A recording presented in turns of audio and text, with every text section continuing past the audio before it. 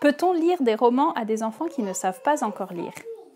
Bonjour, je suis Aurélie de la famille Belette. Je suis illustratrice et j'aime beaucoup parler des histoires pour les enfants. Aujourd'hui, j'aimerais vous parler des romans et plus particulièrement répondre à la question « Peut-on lire des romans à des enfants qui ne savent pas encore lire ?» Je vous invite à mettre un petit pouce, à laisser un commentaire et à partager cette vidéo à tous les parents qui se demandent quelle histoire lire à leurs enfants. Bon visionnage! La famille Belette. Alors, je vais vous présenter la nouvelle expérience qu'on a tentée avec les enfants. En fait, dans ma bibliothèque, j'ai la super collection de la comtesse de Ségur, vous savez, les romans bleus avec des jolies illustrations. C'est les romans que je lisais quand j'étais petite avec ma maman. Et récemment, j'ai vu Le Bon Petit Diable. Et j'ai beaucoup aimé cette histoire quand j'étais petite. Bon, je l'avais pas lu dans ce livre-là, mais dans un album illustré. Et du coup, j'ai proposé à mon mari de le lire aux enfants.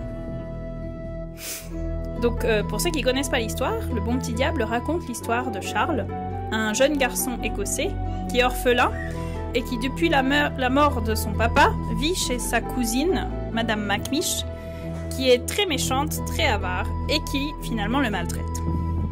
Avec l'aide de sa bonne, Betty, il va mettre en place plein de stratagèmes pour énerver sa cousine ou éviter les punitions. Mais, d'un autre côté, il y a sa voisine, Juliette, une jeune fille très belle mais aveugle, qui va l'aider à calmer ses ardeurs en lui donnant des conseils pour devenir une meilleure personne. Donc ce livre, comme la plupart des livres de la comtesse de Ségur, est très drôle et en même temps doux et poétique à la fois. Charles est un personnage très attachant, il est à la fois très malin et très imaginatif, il a des colères qui sont parfois très fortes, mais il a vraiment bon cœur. Il est dans des situations qui n'est pas du tout enviable pour personne. Il vit chez quelqu'un qui ne l'aime pas. Et pourtant, malgré toutes les situations horribles qu'il vit, on ne le plaint pas parce qu'il a vraiment une force d'âme et plein d'énergie à revendre. Il est toujours très positif et optimiste. Et puis, son grand cœur lui a ouvert les portes de belles amitiés, comme par exemple celle de Betty, mais aussi de ses voisines ou encore du juge de paix et de tous les personnages qui vont graviter autour de lui. Donc quand on a commencé l'histoire, on ne savait pas du tout ce qu'allaient en penser, comment allaient le vivre les enfants. Mais ils ont tout de suite accroché aux personnages, qui ont des personnalités toutes très attachantes. Même Madame Macmish, donc la méchante, elle est drôle et finalement on l'aime bien. Alors comment faire pour lire un roman à des enfants non lecteurs sans qu'ils s'ennuient?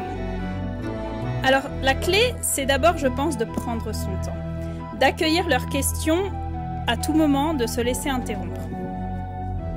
Et puis à la fin de chaque chapitre, on demandait aux enfants de résumer, donc on résumait aussi avec eux, ce qui s'est passé pour qu'ils suivent bien l'histoire. Et on lisait jamais plus de 2 chapitres à la suite, parce que ça commence à faire long. Et puis pour les chapitres qui sont compliqués, par exemple il y a des chapitres entiers sur la façon dont Madame Macmish gère l'argent de Charles. Du coup, c'est des chapitres qui ne sont pas forcément simples à comprendre, ce qui fait qu'on les re-racontait entièrement aux enfants.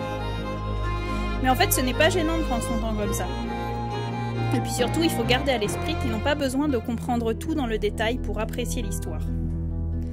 Donc j'aime beaucoup, comme je vous disais, la comtesse de Ségur, qui écrit pour les enfants, mais avec une langue qui est vraiment très belle, soutenue, et qui est agréable à lire, même pour nous parents. Donc je vais me répéter, comme j'ai dit dans la vidéo où je parle de Princesse Sarah, mais je suis entièrement d'accord avec Lewis Carroll qui disait qu'une histoire qui ennuie les adultes n'est pas une bonne histoire pour enfants. Et pour moi c'est clair, c'est toujours comme ça. Si j'aime une histoire, franchement je m'asseyais avec les enfants et j'écoutais mon mari lire cette histoire avec au moins autant d'entrain qu'eux. Je voulais savoir la suite parce que je sais que j'avais adoré quand j'étais petite, mais je me souvenais plus du tout de l'histoire de Charles. Je me souvenais de 2-3 anecdotes qui m'avaient vraiment fait rire, mais c'est tout. Et puis ce que j'ai vu, c'est... Et puis ces livres sont vraiment les livres de la comtesse de Ségur, mais c'est d'une qualité exceptionnelle. Et en lisant ces livres, c'est marrant, j'ai vu la façon de parler de mon fils de 5 ans qui s'est vraiment améliorée. Par exemple, il utilise sans réfléchir le ne dans les négations. Donc je ne sais pas. Alors c'est vrai que même moi je le fais pas forcément. Et puis ce qui est rigolo, c'est que souvent quand il me pose des questions, il fait l'inversion du sujet-verbe. Donc il me dit peux-tu m'aider maman? Et ça c'est vraiment très drôle. Donc en fait ça me pousse moi aussi à très bien parler. Et puis ces livres de la comtesse Ségur, mais d'autres, élèvent l'âme et nourrissent l'imagination et font grandir l'intelligence. Donc les 3 bonus à la fois. Et puis surtout, ça nous a permis de passer d'excellents moments pendant le confinement en famille, loin des écrans, tous à écouter quelqu'un qui nous lit, c'est vraiment exceptionnel. Donc si vous avez, comme autre auteur jeunesse, je vous conseille aussi Cécile Aubry, qui a écrit Belle et Sébastien.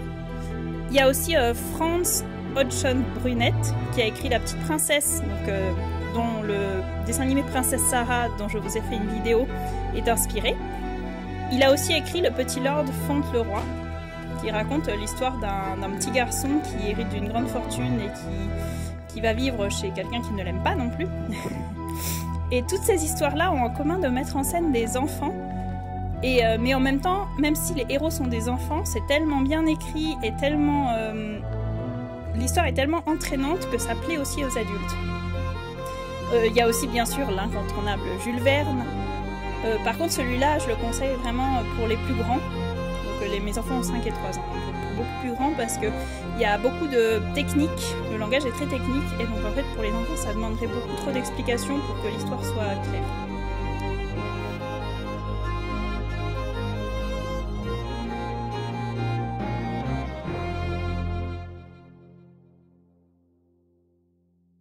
J'espère que cette vidéo vous a plu. Si c'est le cas, n'hésitez pas à me le dire, ça m'aidera à améliorer mon contenu pour la prochaine fois, ou du moins à m'encourager à continuer. Merci pour tout et à bientôt!